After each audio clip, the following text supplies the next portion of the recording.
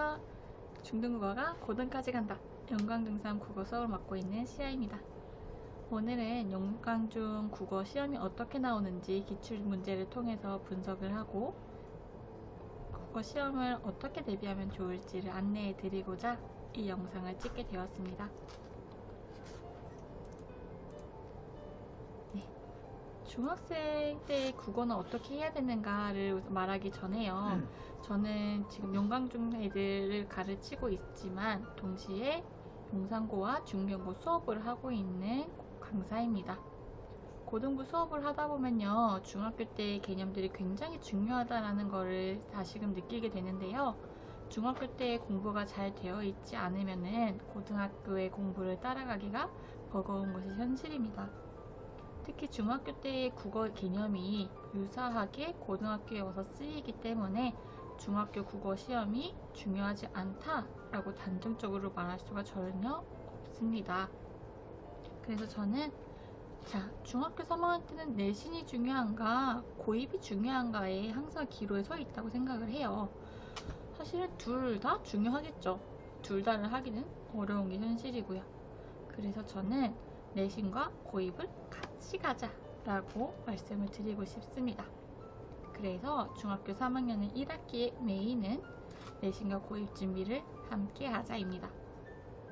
당연히 내신 준비를 해야겠죠. 한 달 동안 내신 대비를 하면서요, 중요한 개념에 대한 숙지가 확실히 이루어져야 합니다. 그리고 그 외의 기간에는 고등학교 필수 작품이나 필수 제재들을 읽어보고 그것에 대해서 얘기해보고 어휘 시험을 보는 등 다양한 방면의 고입을 준비해야겠습니다. 네, 그렇다면은 용광중은 어떤 식으로 시험이 나오는가를 안내해 드리도록 할게요. 용광중 내신 시험의 특징은요, 첫 번째, 짧은 시험 시간과 많은 문제입니다. 네, 보시면요, 용광중은 시험 시간은 대체로 45분, 수업 시간과 동일하죠. 다만 문항수가 30문항입니다. 작년 기준으로는 선택형으로만 이루어졌고요.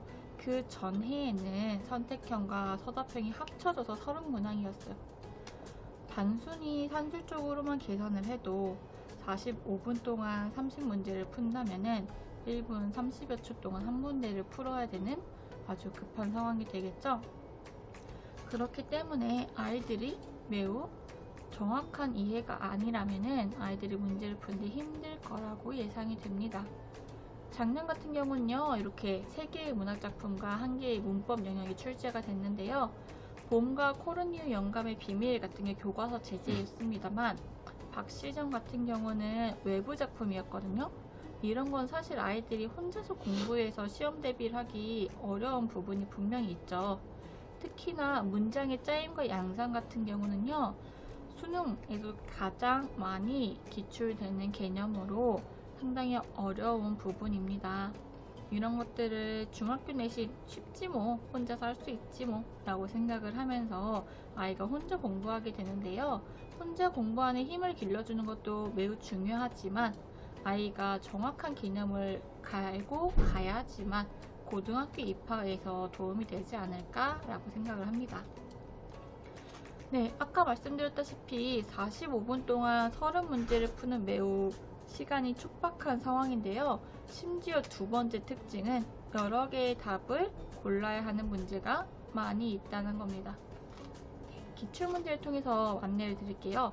21년 2학기 중간고사 기출문제였습니다. 보시다시피 기형부터 미음까지 5개의 선지 중에서 올바른 것, 옳지 않은 것을 모두 골라야 되는 상황이죠. 이런 것들이 시간이 굉장히 오래 걸리는데요. 보시다시피 이 문제를 푼 학생도 맞았다고 했다가 틀렸다고 했다가 굉장히 많은 고민을 하게 되죠. 그러면 이 문제를 1분 30초 안에 풀기 어려웠겠죠. 그러면은 더 오랜 시간을 썼다는 건 상대적으로 다른 문제에서는 더 적은 시간을 할애할 수밖에 없었을 거라는 얘기가 될 겁니다. 21년뿐만 아니라 22년에도 마찬가지였는데요. 여러 개의 선지를 주고 모두 골라서 묶어라 라는 식의 문제가 나오게 되면서 아이들에게 많은 시간을 할애하게끔 하는 문제 유형들이었습니다. 네. 그런데 심지어 세 번째 특징은요, 현실에 적용해야 하는 고난도 문제들이 출제된다는 건데요. 네, 용광중 같은 경우는 문항이 30문항이고 그 중에서 약 60%의 문항이 하난이도예요. 하난이도라는 거는 단순 암기를 통해서 맞출 수 있는 문제들이라는 겁니다. 그 위에 최상 난이도를 보실게요. 최상 난이도는 10%로 3문제였는데요. 작년 기준은 3문제였고 그 전에는 4문제, 5문제 정도가 출제되었습니다. 이 말은요, 3문제, 즉 9점에서 12점 정도는 아이들이 응용을 할 줄 알아야지만 맞춘다는 거예요. 자, 90점까지가 A 등급이란 걸 생각을 하셨을 때 우리 아이가 A를 받았다 혹은 90점 이상 100점을 받았다 라고 하는 거는 이 최상 난이도까지 맞췄을 때를 말하는 거겠죠. 이 최상 난이도는요, 아이들이 단순 암기만으로는 힘들고 문제에 대한 깊은 이해, 지문에 대한 이해가 합쳐져서 응용력이 발생했을 때만 풀 수 있는 것들이고, 이러한 부분이 고등학교 그 이후의 공부를 생각을 하실 때 매우 필수적인 요소라고 생각을 하시면 되겠습니다.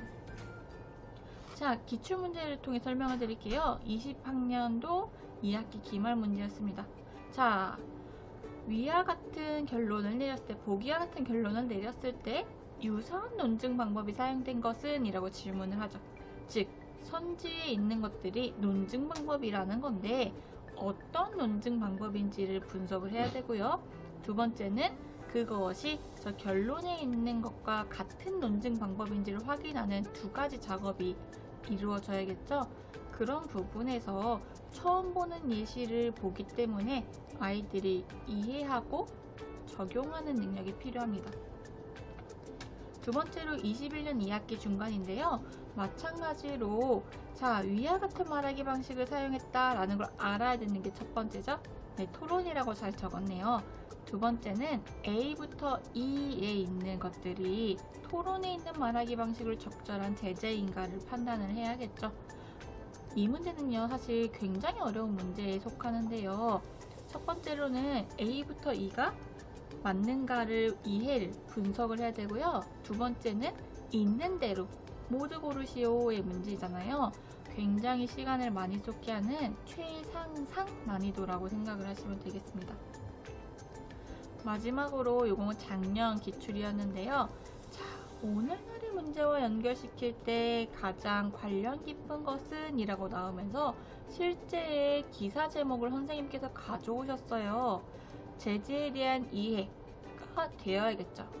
그리고 두 번째로는 오늘날의 문제와 연결시킬 때 적절한 게 뭐가 있을까를 골라야 됩니다. 이런 문제를 맞추기 위해서는요, 물론 아이가 혼자 열심히 공부해서도 가능하겠으나 수업 시간에 많은 할애를 해야지만 이해가 가능한 부분이 분명히 있습니다. 단 한 번의 수업, 두 번의 수업이 아니라요, 반복되는 수업을 통해서 아이가 이해하는 게 맞는지, 잘못 이해한 부분은 없는지를 명확히 확인을 하고 넘어가야지만 이런 응용 문제를 맞출 수 있게 됩니다. 네, 네 번째 특징은요, 앞서 좀 말씀드렸는데 단순 암기로 풀 수 있는 문제가 60%가 넘어가게 돼요. 자, 단순 암기라는 건 이런 건데요. 이제 좀 제 자랑을 하게 되는데, 자, 제가 만든 자체 교재를 한번 보여드릴게요. 왼쪽 편은 1학기 기출 문제고요. 오른쪽 편은 제가 만든 자체 교재예요. 자, 밑줄 쳐진 거를 보셨을 때 거의 똑같다는 거를 확인하실 수 있죠. 심지어 문제를 볼 때요. 자, 왼쪽 기출 문제를 보시면 기출 문제 2번이 답이었고요. 자, 봄이 겪는 부정적 현실을 의미한다 라는 게 답이었는데, 제가 만든 문제 6번에 2번 선지 보실게요. 봄이 오는 것을 가로막는 장애물 실현 역경을 의미한다. 거의 같은 말이 쓰였죠. 이런 거는 단순 반복 암기를 통해서 아이들이 맞출 수 있는 수준이고요.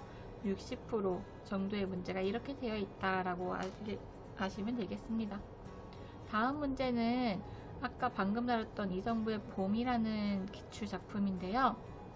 1번 문제였고요. 답은 단정적 어조로 하자의 대상에 대한 믿음을 강조함입니다. 자, 제가 만든 교재인데요. 제가 쓰는 교재 여기 노란색 부분인데 잘 안 보이실 것 같으니 확대해서 보겠습니다. 자, 똑같이 써있죠. 단정적 어조를 반복하여 봄이 반드시 올 것이라는 믿음을 드러내고 있다 라고요. 네, 요런 게 바로 단순함기. 마지막으로 2문제 더 볼게요. 자, 왼쪽 기출문제 보시면 자연의 섭리인 봄이 도래했다 라는 게 한 파트, 세 번째 파트가 있죠. 즉, 시를 3개의 파트로 나눈 건데요. 제 교재를 보시면 제재구조도 라고 해서 시를 3가지 파트로 나눠놨습니다. 자, 정답만 보실게요. 정답 5번 봄을 맞이하는 감격과 기쁨이고요. 제재구조도에 동일하게 써있습니다. 5번 문제 답만 보실게요. 다가올 세상이 기대된다. 자, 문제는 시인이 궁극적으로 말하고자 하는 바는? 이라고 물어봤어요. 시인이 궁극적으로 말하고자 하는 바가 곧 주제 되겠습니다. 자, 오른쪽 편의 주제 보시면요. 다가올 새로운 세상 시대에 대한 강한 신념과 소망이라고 그대로 적혀 있죠. 네, 이런 문제들이 바로 단순 암기를 통해 맞출 수 있는 문제들인데요. 이런 것들을 이제 어떻게 맞추냐? 당연히 동일한 부분이고요. 당연히 반복과 복습이겠죠. 특히 소설가 같은 경우는요. 굉장히 지문이 길기 때문에 아이들이 어떤 거에 초점을 맞춰야 되는지를 어려워합니다. 하지만 밑줄 쳐진 부분이 동일했고요. 실제로 문제도 노란색 부분을 응용해서 그대로 낸 출제한 문제들이었습니다. 자, 이처럼 용광중 같은 경우에는 소수의 초고난도 문제와 다수의 단순암기 문제로 구성이 되어 있어요. 그에 따라서 공부법은요, 이렇게 2가지를 생각하시면 되겠습니다. 우선 2번째, 단순암기를 계속된 반복과 복습 테스트와 수업을 통해서 확인을 하고요. 첫 번째, 작품 이해가 되어야 됩니다. 암기가 되면은 이해가 되는 부분이 분명히 있어요. 반대로 이해가 됐을 때 암기에 도움이 되는 부분도 있고요. 2가지 중 어느 게 더 중요하다, 덜하다라고 말할 수 없는 게 분명히 있죠. 그래서 이제 아이들이 공부를 시킬 때 저는 수업을 먼저 하고 이해가 되었는지를 굉장히 천천히 물어봐요. 아이들이 집중하는지도 확인을 하고요. 그러면서 이해가 됐다 하면 이제 암기를 시키게 되는데요. 암기는 첫 주에만 시키지 않고요. 끝나기 직전까지 계속합니다. 빈칸도 뚫고요. OX로도 보고 업구로도 보고요. 다양한 방식으로 암기를 하고 이 암기의 정답을 맞췄을 때 혹은 틀렸을 때 어떤 개념이 이 아이에게 있는지를 또 확인을 합니다. 네, 제 수업은요. 일요일 2시 반부터 5시 반, 정규 수업은 3시간으로 이루어지고요. 내신 기간 중에는 주중에 클리닉을 넣어서 2시간을 더 하게 돼요. 총 5시간을 시간을 할애하게 되는데 국어에 5시간이나 라고 생각을 하실 수도 있겠으나 내신에 2시간을 더 투자하는 건요. 지금 내신을 보시는 게 아니라 장기적인 안목으로 고등학교 때까지를 생각한다 라고 하면 많은 시간은 아니죠.